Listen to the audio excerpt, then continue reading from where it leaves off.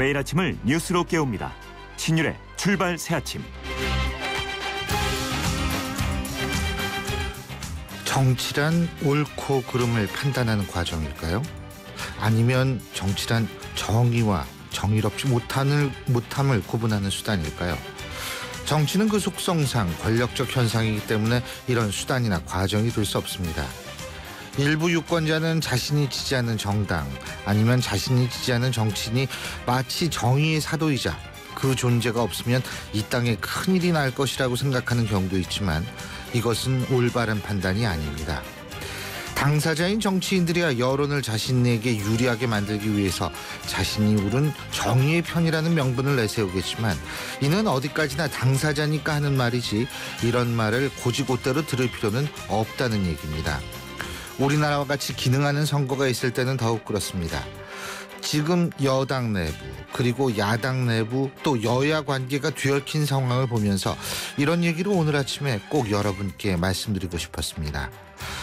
그럼 지금 이런 시점에서 우리가 해야 할 일, 바로 우리가 해야 할 일은 이런 권력관계에 얽힌 정치권의 의도를 어떻게 우리 자신을 위해서 유리하게 만들 것인가를 고민해야 한다는 겁니다. 더 이상 정치권이 유권자를 이용하게 만들지 말고 우리가 정치권을 우리를 위해 이용하자는 말입니다. 신율의 출발 새 아침, 오늘 순서 시작합니다.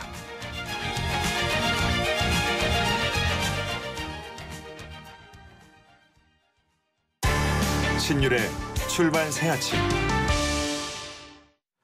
예, 제가 앞서 말씀드린 대로 정치권이 이 안심번호제 때문에 상당히 시끄럽습니다. 여야 할 것 없이 내부에서의 갈등이 정말 크게 달하고 있는데요.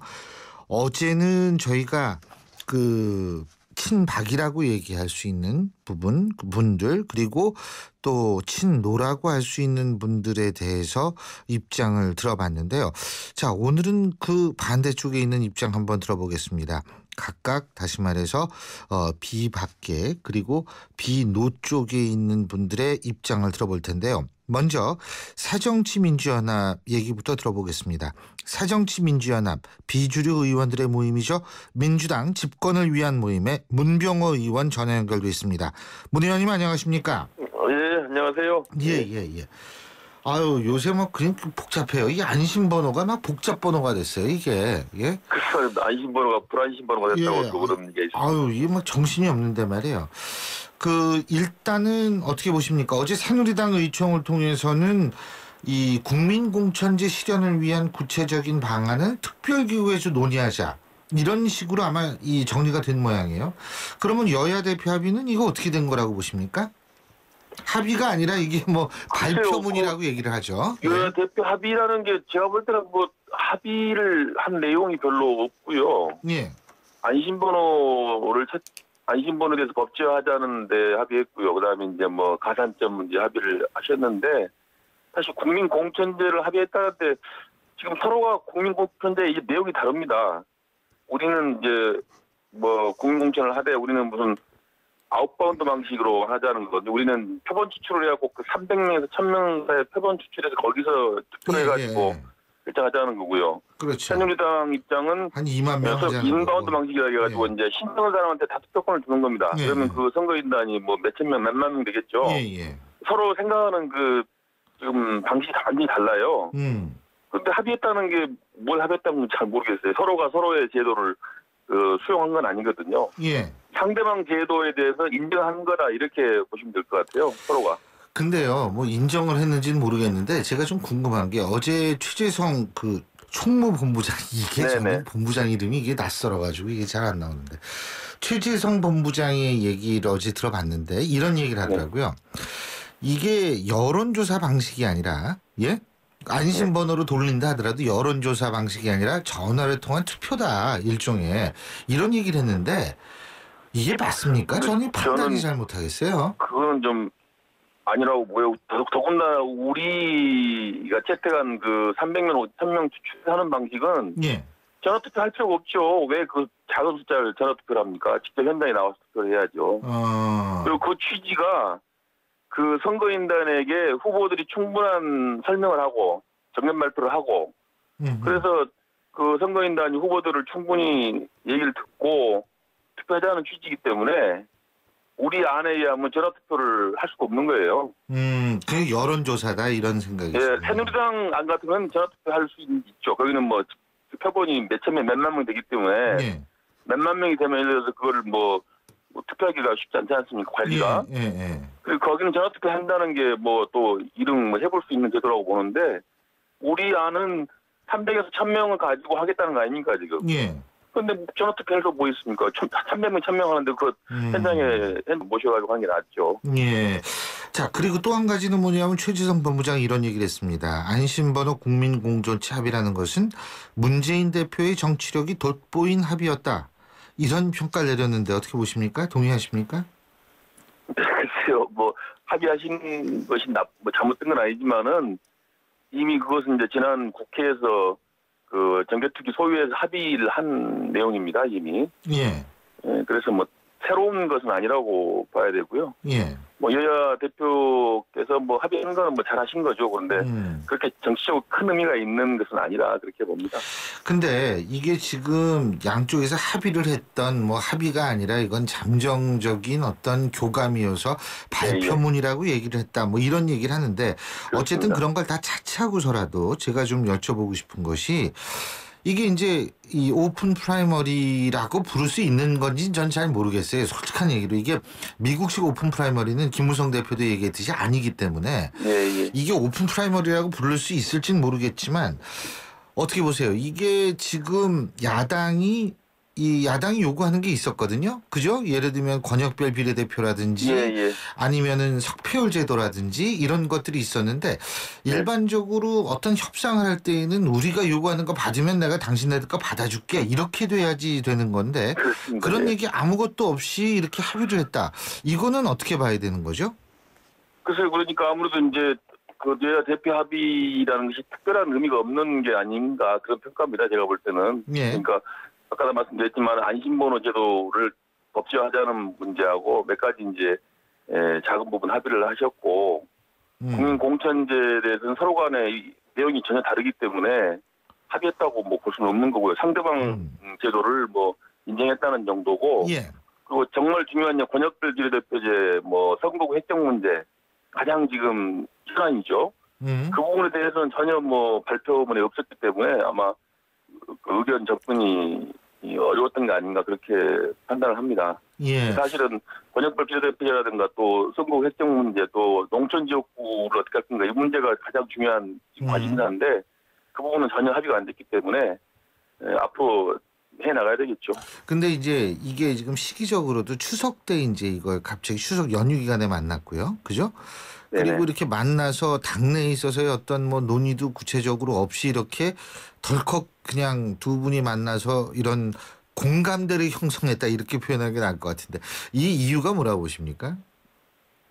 글쎄 아무래도 이제 두 대표님이 지금 당내에서 상당히 지금 그 여러 가지 지금 골치 아픈 어려움을 일들이 갖고 많다. 있기 때문에 뭐 그렇기 때문에 아마 서로가 아마 추석 때 뭔가 정치적인 그 선언도 있어야 되고 또 국민들의 관심을 좀 불러일으킬 수 있는 그런 좀 모양을 만들자 아마 그런 취지에서 만나신 것 같고요. 그러니까 뭐 그 골치 아픈 이슈를 다른 이슈로 덮어버리겠다 이런 취지였다는 말씀이시죠? 아무래도 서로가 좀 어려운 입장이니까 좀 모양 갖추기 했던 게 아닌가 그렇게 판단이 됩니다. 예. 자 그리고 이제 본격적으로 안심 국민 공천제 국민공천제 어쨌든 안심번호 이용하는 거요. 이거에 대해서 문병호 의원께서는 어떻게 보십니까? 특히 이제 율사 출신으로서 저는 안심번호 자체에 대해서는 좋은 제도라고 봅니다. 예. 지금 뭐 전화 여론조사라든가 여러 가지 휴대폰 등을 이용한 기법들이 많이 이제 도입되고 있는데 지금 이제 전화 여론조사에 대해서는 착발신 같은 게 지금 굉장히 만연되거든요. 그런 게 여론을 굉장히 왜곡시키고 있기 때문에 안심번호를 도입해서 뭐 여론조사 한다든가 여러 가지 뭐 휴대폰을 이용한 투표라든가 뭐 여론조사 이런 것들은 앞으로 활용을 할 가치가 있는 것인데 그런 것들을 도입하면 상당히 좋은 제도라고 생각하고 있습니다. 그러면 이게 모바일 투표하고 어떻게 다르죠? 저는 이제 모바일 투표는 좀 곤란하다고 봅니다. 예. 그건 안심번호는 안심번호고 모바일 투표는 곤란한 게 역시 이제 IT 발전이 이제 그런 투표 참여를 더 넓히는 면이 있지만은 예. 그건 아직도 이제 신뢰도에서 문제가 있거든요. 기술적으로도 이제 상당히 하자가 있고 있기 때문에 헌법상 직접 투표라든가 비밀 투표 위배됩니다. 예를 들어서 그 나중에 검증이 안 돼요. 나중에 예를 들어서 투표 결과가 뭐 근소한 차이가 났다 하면은 이제 패자 쪽에서 검증을 하고 싶을 텐데 이 검증이 안 됩니다. 누가 누구를 찍었는지가 다 밝혀지기 때문에 예. 검증할 수가 없습니다. 그래서 이것은 신뢰 프로세스에 상당한 그 문제가 있다. 그래서 뭐 정책 조사라든가 또는 뭐 중요하지 않은 부분의 투표 같은 것은 해볼 수 있지만은 뭐 대통령을 뽑는다든가 국회의원을 뽑는다든가 이런 공직자를 뽑는 그런 부분에 있어서는 아직까지는 그 도입하기 힘들다. 그래서 IT가 더 발전한 선진국에서도 이러한 중요한 투표에서 그 선출하는 데 있어서 모바일 투표하는 나라가 없습니다. 예. 예. 자, 그런데 이게 지금 청와대 어제 반응 보셨죠? 여러 가지 네네. 조목조목 반박을 했는데 역선택의 가능성도 분명히 있는 거고 이게 돈도 많이 드는 거고 그죠? 그다음에 이 응답률이라는 게 지금 실제로 2% 미만이라는 것도 사실인 거고 예? 그렇습니다. 이런 여러 가지 지적을 했는데 거기에 대해서는 동의하십니까? 여야 입장을 떠나서요. 그렇죠. 예. 이건 역선택이 가능하고요. 뭐 상대당에 대해서 쉬운 후보를 고를 수 있고. 예. 그다음에 이제 지금 이제 현실적으로 어려운 것이 지금 뭐 그 샘플을 추출하는데 엄청난 돈이 들어갑니다. 예. 그래서 500샘플을 갖다가 뽑으려면 2만 통, 3만 통을 해야 되는데 예. 한 통화당 뭐 18,000원까지 뭐 준다는 거거든요. 그럼 2만 통 하면 4천만 원이 들어가야 됩니다. 예를 들어서. 그 표본 추출하는 데만 그렇게 엄청난 돈이 들어가기 때문에 사실은 현실적이지 않은 제도라고 봐야죠.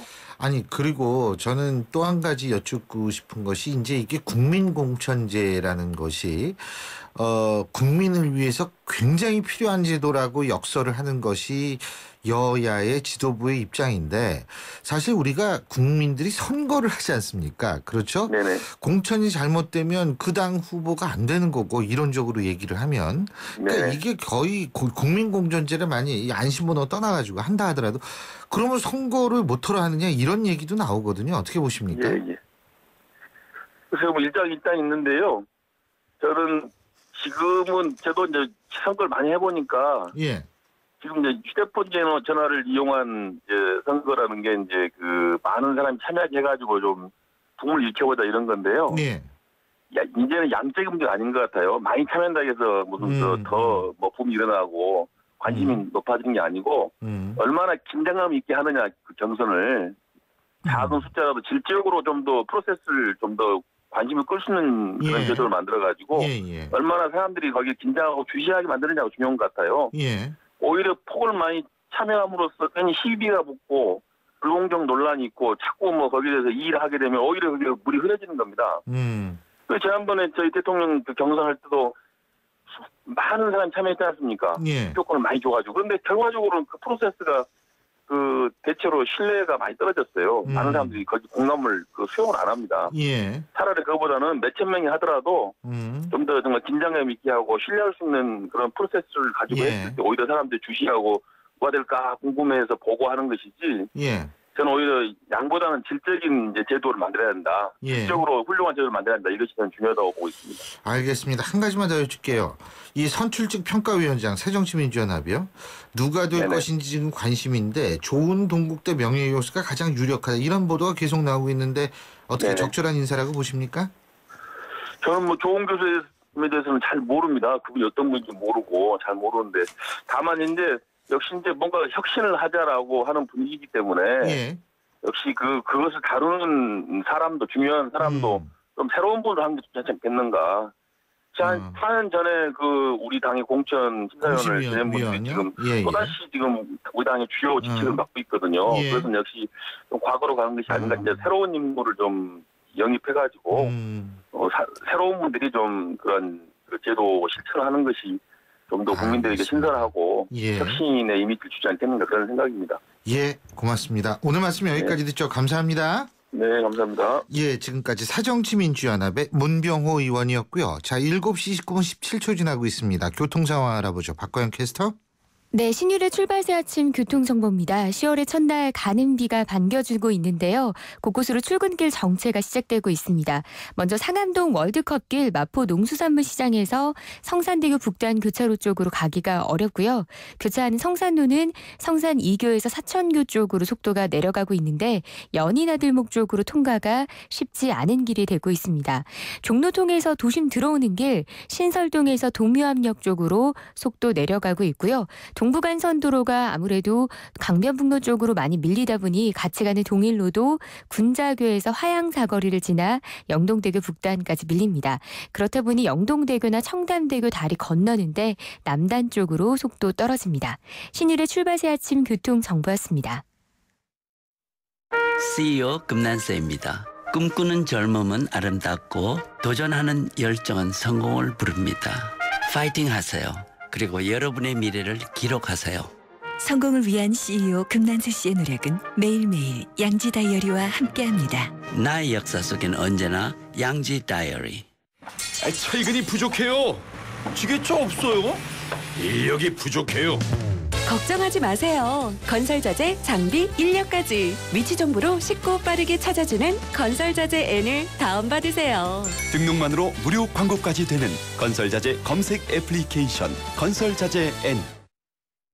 신율의 출발새 아침 1부 순서는 여기서 줄이고요. 잠시 뒤 2부에서 뵙겠습니다.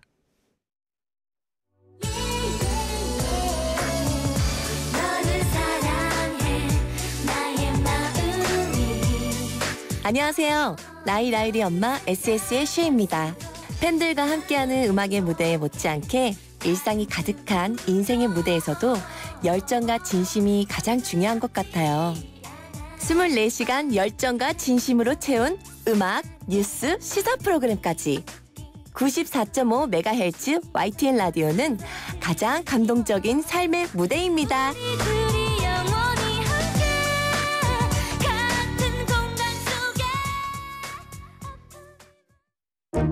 소통의 아침을 여는 공정한 목소리. 신율의 출발 새 아침. 신율의 출발새 아침 2부 순서, 오늘 2부 순서에서는 새누리당 비박계 입장 들어보겠습니다. 신율의 출발 새 아침. 예, 앞서서는 새정치민주연합의 비노기의 입장을 들어봤죠. 자, 이번엔 새누리당의 비박계의 입장 들어보겠습니다. 새누리당 강석호 의원 전화 연결돼 있습니다. 안녕하십니까? 여보세요? 예, 안녕하세요. 강석호입니다. 예, 안녕하세요. 네. 자, 이거 일단은 말이에요. 네. 오픈 프라이머리, 미국식 오픈 프라이머리는 현실적으로 어렵다. 지금 이렇게 된 거 아닙니까? 그렇죠? 아닌가요? 예, 지금 뭐 그렇다고 볼 수 있습니다. 예. 이게 공천권을 국민께 돌려드리는 원칙하에 현실적으로 여보세요?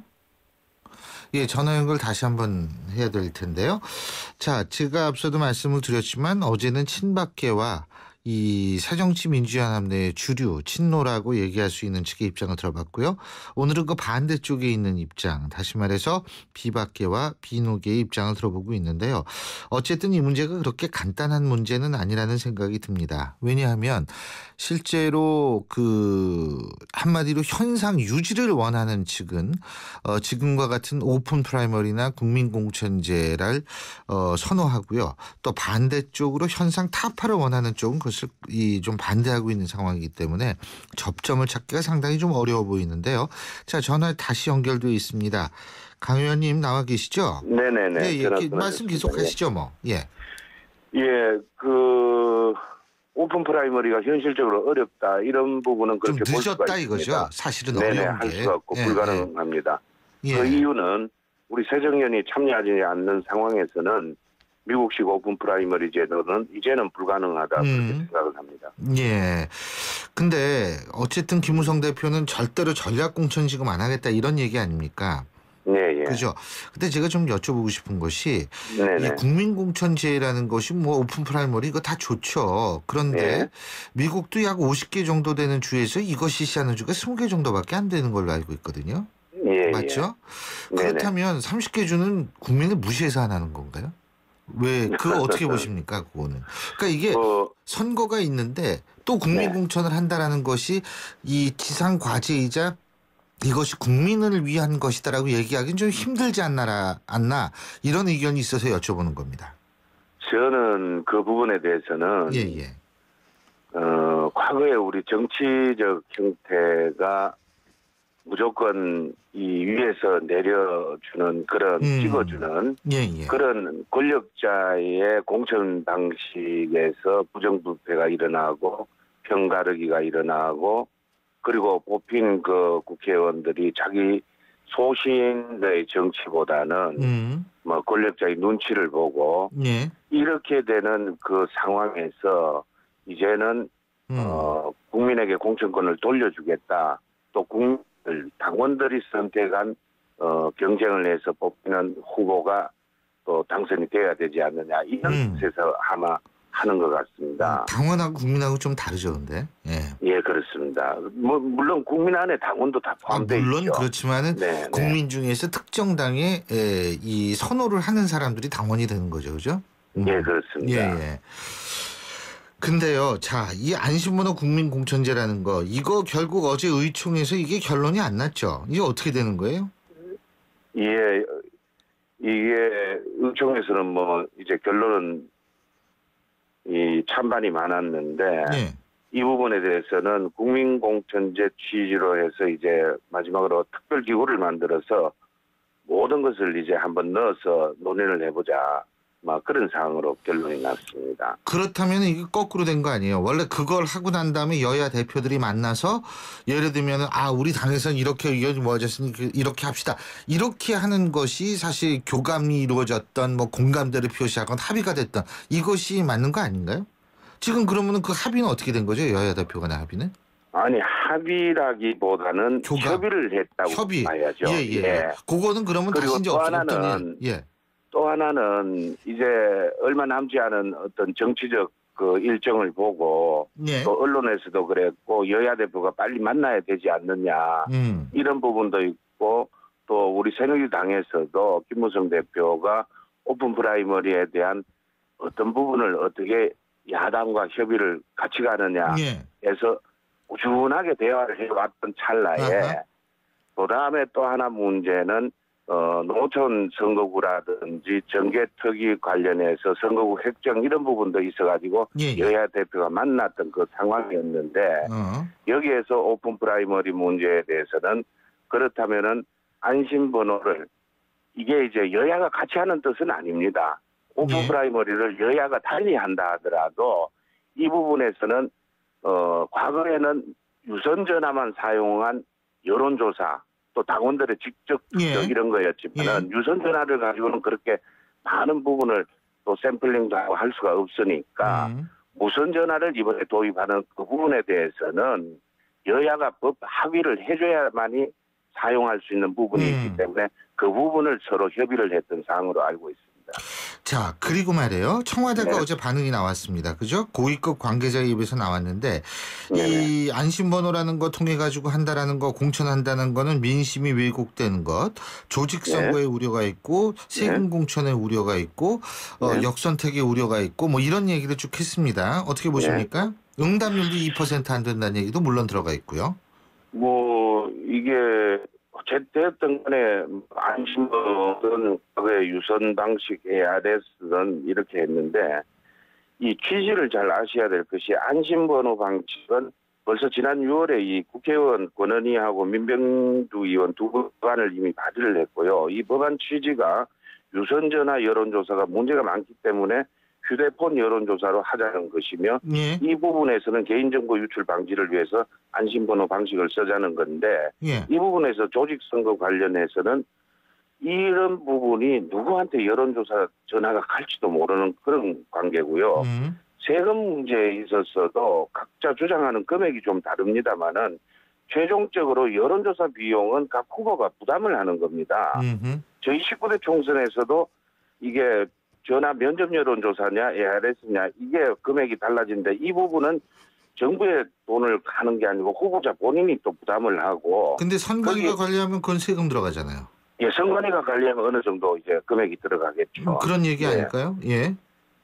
이제 뭐 그거는 아직 결정되는 사안이 아니니까요. 예. 왜냐하면 이제까지 후보자가 여론조사 경선을 할 때는 비용을 후보자 개인이 다 냈으니까 그 부분은 다시 한번 합의를 해야 될 그런 사항으로 저는 알고 있습니다. 예. 그리고 또 한 가지 덧붙여서는 저희가 2012년도에 그 대선 후보를 이렇게 할 때 대선 후보 경선 시에도 이 가상의 그 부채번호를 활용을 한 바가 있고 또 지난 재보궐선거 때도 당원 명부에 열람할 때도 안심번호를 넣어가지고 자동적으로 소멸되는 그런 시스템도 적용 부분도 있기 때문에 이 부분은 굳이 뭐 새로운 발상이라고는 할 수가 없고 하나의 여론조사 기법으로 생각을 하면 될 겁니다. 그러니까 2012년 같은 경우에는 명부가 유출됐기 때문에 그런 방식을 선택하게 된 거 아닌가요? 제 기억은 그런 것 같은데. 유출보다는 명부를 줄 때 안심번호를 넣어서 준 거죠. 예, 그렇습니다. 예. 네네. 그러니까 결국은 지금 우리 강 의원님께서 말씀하시는 것을 보면 청와대의 지적이라는 건 전반적으로 옳은 지적이 아니다. 이렇게 이해하면 되겠네요. 그렇죠? 뭐 우려의 말도 있겠죠. 우려의 불씨도 있겠지만은 이 안심번호 하나를 본다면은 이 부분은 서로 뭐 세금 공천 조직 선거 민심 왜곡 이런 부분은 하나하나 따져봐야 되겠지만은 제가 보는 관점에서는 그렇게 우려할 만한 것은 아니다. 그렇게 생각을 합니다. 예. 그러니까 청와대가 조금 오버했다. 그죠? 서로 따져봐야 알겠죠. 그쪽은 그쪽대로의 의견이고 또 저는 저대로 의견이니까 제가 또 뭐 그 의견을 무시할 수는 없는 상황 아니겠습니까? 그리고요. 또 한 가지는 뭐냐면 청와대가 이런 얘기 할 수 있는 입장이라고 보십니까? 아니면 이것이 일종의 월권 행위라고 보십니까? 청와대도 이런 부분에서는 우려를 하겠죠. 할 수 있는 얘기라고 생각을 하지만은 할 수 있는 얘기다. 예.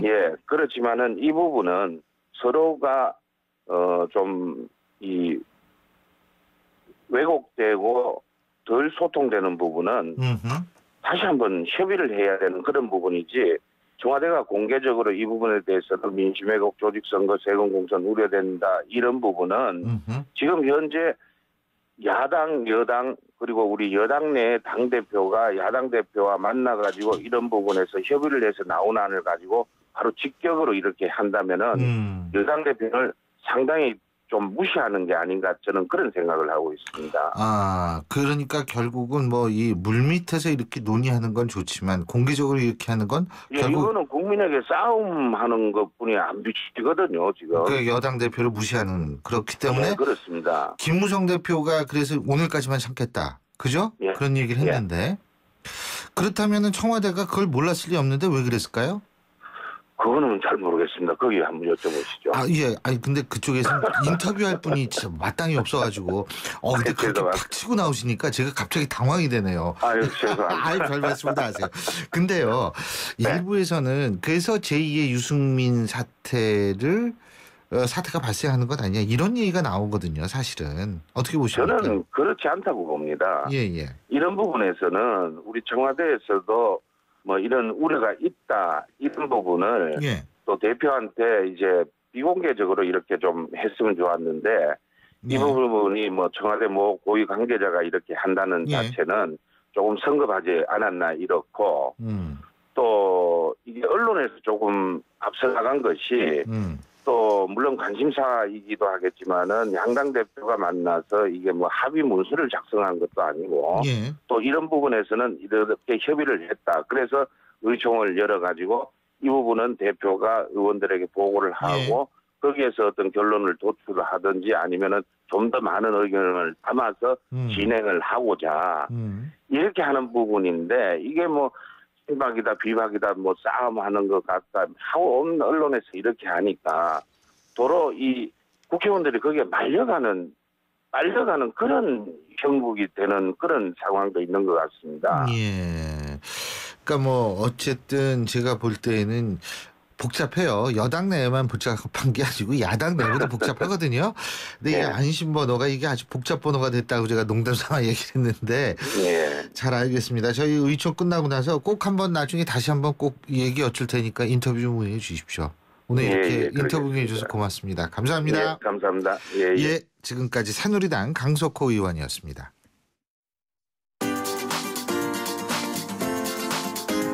YTN 뉴스 FM 신율의 출발 새아침 댓글로 보는 뉴스. 댓글로 보는 뉴스 순서죠. 오늘도 YTN 플러스의 최영아 기자 함께하겠습니다. 어서 오십시오. 안녕하세요. 예, 먼저 가장 뜨거운 뉴스부터 알아봐야죠. 네, 올해 초 순위파 극단주의 무장단체 IS에 가담했던 한국인 16살 김모 군이 최근 미국 등의 공습으로 사망했을 수 있다는 일부 언론 보도와 관련해서 정보당국이 진위 파악에 나섰는데요. 앞서 김 군은 지난 1월에 터키 가지안테프의 한 호텔에 머물다 실종됐고 2월에 국가정보원은 김 군이 IS에 가담해 훈련받고 있다고 밝혔었죠. 김 군의 사망설을 접한 누리꾼들은 안타깝지만 본인이 선택한 길이라서 누구를 원망하지도 못하겠다 이런 반응을 보였고 IS 공습이라는 보도가 나올 때부터 부모 마음은 얼마나 힘들었을까 씻을 수 없는 상처다 이렇게 안타까워했습니다. 또 그러면서요 어린 나이에 왜 이런 선택을 하게 됐는지 다시는 이런 일이 반복되지 않아야겠다 이런 반응이었습니다. 김 군이 유일하게 SNS를 통해서 접촉했던 사람이 동생인데 그 영어로 왔다 갔다 했는데 regret, 후회스럽다라는 단어가 들어있는 것으로 일부는 알려지고 있는데 그렇습니다. 어쨌든 이게 사실이 아니길 바라겠습니다. 자, 다음 뉴스 알아보죠. 네, 성묘를 하러 갔는데 묘가 사라졌다면 얼마나 황당할까요? 이번 추석에 실제로 그런 일이 있었는데요. 창원에 사는 김모 씨가 가족과 함께 경남 김해에 있는 산소를 찾았는데 도로 공사가 진행되면서 고조 부모부터 3대의 묘가 없어진 겁니다. 알고 보니 여태 자기 땅으로 알고 있던 묘자리가 다른 사람의 땅이었다고 하는데요. 땅 주인도 유골이 자신의 조상묘라고 주장을 하고 있어서 법적 분쟁까지 갈 처지에 놓였습니다. 묘를 이장한 한국도로공사 측은 후손의 동의를 거쳐 작업을 진행했다는 입장인데요. 기사를 본 누리꾼들은 평소에 잘 돌봤으면 이런 분쟁은 없을 것이다 이렇게 꼬집으면서 실제 땅 주인은 얼마나 황당했을까 보상하기 전에 얼마나 자주 찾아뵀는지도 확인해야겠다 이런 의견을 냈네요. 이거 쉽지가 않을 텐데 이게 지금 DNA 추출 같은 거 이거 된다 그래도 될 수 있을지도 모르고 이게 쉽지는 않을 것 같은데. 그렇습니다. 성묘를 그럼 2번 하셨나 이분들은? 저쪽 가족, 이쪽 가족 그것도 궁금해지고요. 자, 다음 뉴스 알아보겠습니다. 네, 문화체육관광부가 주최한 독서대전 100일장에서 인천시장상 수상자가 뒤늦게 바뀌는 일이 있었는데요.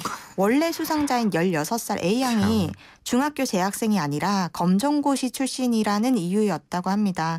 참가 대상을 초등학생, 중학생으로 제한했기 때문에 A양은 참가 자격을 갖추지 못한 것으로 판단했다고 하는데 학교 밖 청소년에 대한 차별이라는 지적 이게 말이 돼요? 있습니다. 말도 안 되는 얘기를 하고 있네요. 예? 네, 비난 여론이 지금 거세고요. 인천시는 현재 A양에게 시장상을 공동 수여하는 방안을 검토 중이라고 밝히긴 했는데요.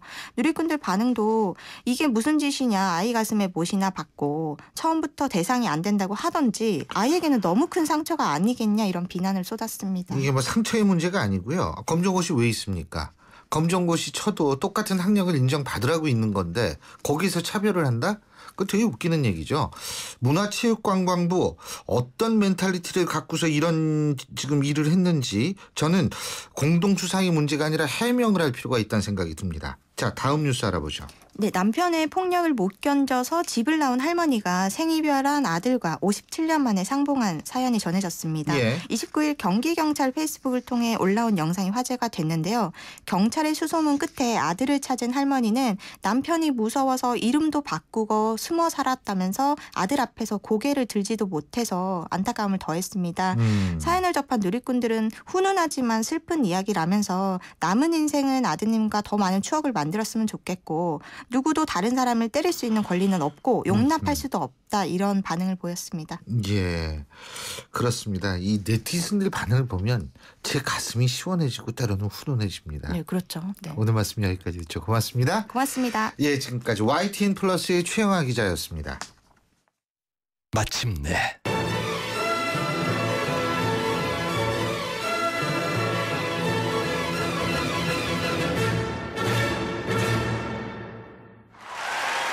숨이 멎을 듯한 절정에 살다. 반포 센트럴 푸르지오 서밋 10월 오픈 대우건설. 속초에서 처음 만나는 아이파크의 특별한 가치. 동해바다와 청초호의 전망에 설악산을 품은 자리. 광역교통망으로 더 빨라진 서울 수도권. 마침내 명품 휴양 주거단지가 완성됩니다. 아이파크가 가장 아름다울 자리. 속초 아이파크 033-638-9666 10월 분양 현대산업개발. 한강 신도시의 공원을 품은 이 편한 세상이 옵니다. 은여울 공원을 앞마당처럼 누리고 2018년 개통 예정인 김포 도시철도 프리미엄을 기대하는 곳. 더 좋아질 한강 신도시를 만나세요. 이 편한 세상 한강 신도시 2차 10월 오픈 031-997-2778 주식회사 3호. 트랙스타 시작! 국민 모두 함께 하나 둘 셋 넷 21번 크게 마시고 가슴을 활짝 펴세요. 한 걸음 두 걸음 국민 모두 함께 걸어가요. 지금까지의 아웃도어를 넘다. 대한민국 국민이라면 스타 트랙스타. 인터넷을 누른다. 검색창에 지역과 업종을 입력한다. 홈페이지 하단을 드래그한다. 전화번호를 발견한다. 전화를 건다. 복잡해. 지역번호와 114를 누르세요. 114 번호만 누르면 검색보다 쉽다 빠르다. 지역번호 누르고 114. 신율의 출발 새 아침 2부 순서는 여기서 줄이겠습니다. 8시 10분 3부에서 뵙죠.